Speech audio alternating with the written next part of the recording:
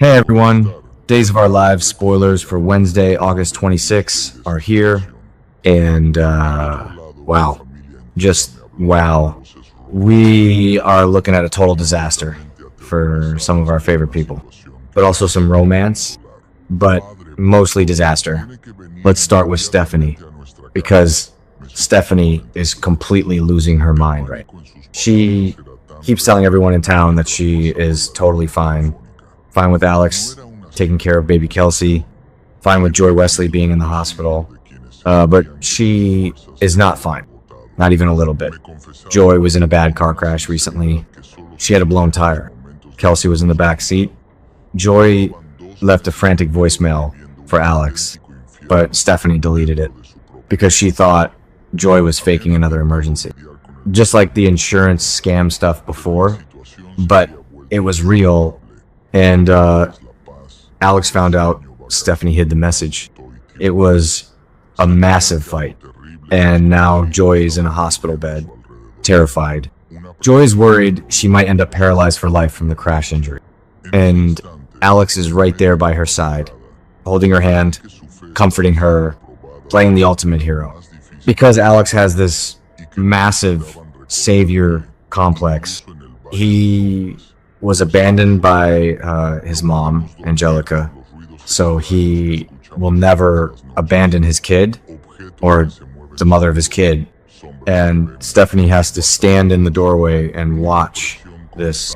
She has to play the supportive wife, but she is suffocating. Remember, Stephanie has severe PTSD. Owen Kent kidnapped her. She was locked up. She is traumatized. She even fired a loaded gun at Joy inside Alex's apartment not too long ago. She woke up groggy and just pulled the trigger.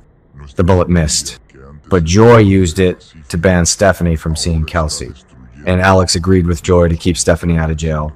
So Stephanie is completely isolated. She feels like an outsider in her own marriage. So what does she do? She runs to Theo. Theo Carver, which is just wild, because Theo is drowning in his own massive grief right now. His mom just died. Lexi is dead. Again, the Versavix drug failed. Dr.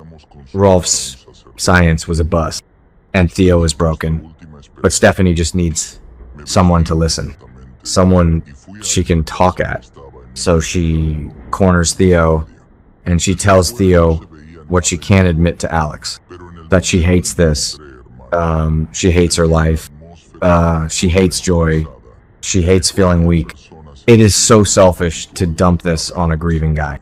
But that is Stephanie right now. Broken and selfish and desperate. And then we have Shawn and Belle. They are officially moving in totally different directions. Like, completely opposite lives now. Shawn is planning a huge romantic night with Jada Hunter, the cop. She let him stay at her place when his leg was busted. They crossed the friend zone line, and now Shawn is going all in. Candles, dinner, the whole romantic setup, because Shawn really needs normal right now. He shot his dad, Bo. He struggled with drinking. His marriage to Belle was so toxic. Belle cheated on him with EJ. It was just a mess, but Jada is safe. She understands the police badge. She understands trauma. So Shawn is putting his whole heart into this night with Jada. He wants a quiet, safe future. But Belle is doing the exact opposite. She is packing for a risky trip to Italy with Chad DiMera. Chad just got back from Boston with his kids. He promised Jack and Jennifer he wouldn't date Cat Green. So now he is hanging out with Belle, going to baseball games, kissing on the kiss cam, and now flying to Italy. But it is not a romantic vacation. It is a digging operation. They are chasing Stefano's ghost. Because Stefano left John Black a chess set in his will, and the pawn piece was missing the pawn. That is a massive red flag. John was the pawn back in the day. Maison Blanche, brainwashing. Stefano used John as a weapon. So a missing pawn means someone is getting activated. A sleeper agent, maybe Paul Narita, maybe Belle herself. And Marlena is absolutely terrified. She is pacing the floor. She remembers the horror of Stefano. She remembers being the queen of the night. She knows Stefano is a monster from beyond the grave. He is playing a sick game, and Belle is walking right into it. With a DiMera, Marlena begs Belle to be careful. She worries about this trip so much because Stefano always wins. Speaking of DiMeras, let's talk about EJ and Kat Green. Kat is sweating bullets right now. She is a undercover ISA agent working for Shane Donovan, spying on EJ's drug labs. But she just remembered a huge mistake. A massive, deadly mistake from her past. Back in Italy, when EJ was in the hospital, when he was crispy fried from the explosion, wrapped in bandages, Kat was sitting by his bed, reading Wuthering Heights to him, and she told him the truth. She literally told Crispy EJ that she was an ISA agent. She thought he was in a coma. She thought his brain was mush and he couldn't hear her. But what if he did? EJ's smart. He is ruthless. He is wearing Stefano's ring now. He just let his sister Lexi die. He buried poison Curacao pills on Smith Island that killed Destiny. He framed Holly Jonas for drugs. EJ is full evil right now. If he remembers Kat is a spy, he will kill her. No hesitation. So Kat needs to find out exactly what EJ remembers. She tries to play it cool. She casually quizzes EJ. She asks him what he remembers from the hospital in Italy. When he woke up, what he heard. But you can't play EJ DiMera. He is going to know she is fishing. He is going to see right through her question. He is going to figure out something is up. And Kat is in so much danger.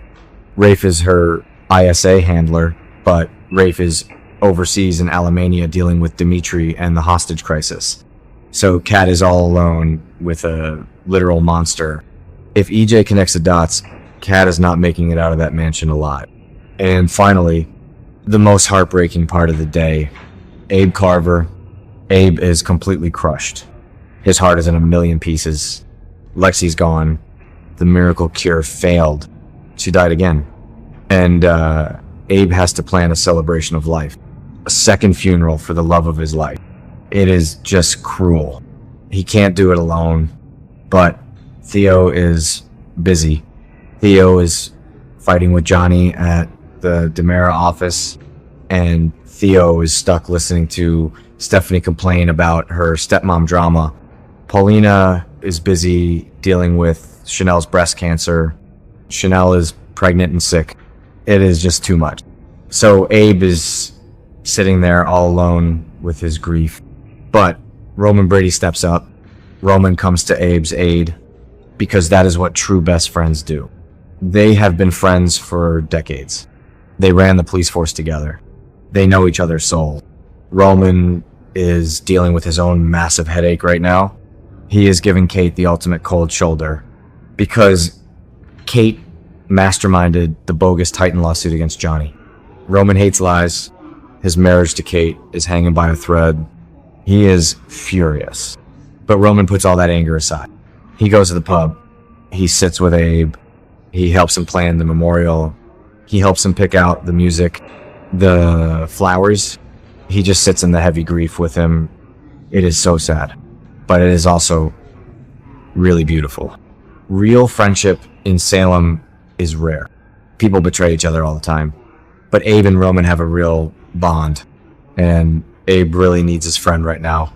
So Roman being there is exactly what we need to see. So that is Wednesday in Salem. A total emotional roller coaster. Stephanie is spiraling. Shawn is moving on. Belle is walking into a trap. Kat is playing with fire. And Abe is saying goodbye. It is going to be a heavy episode. Make sure you tune in and keep watching this space for more updates.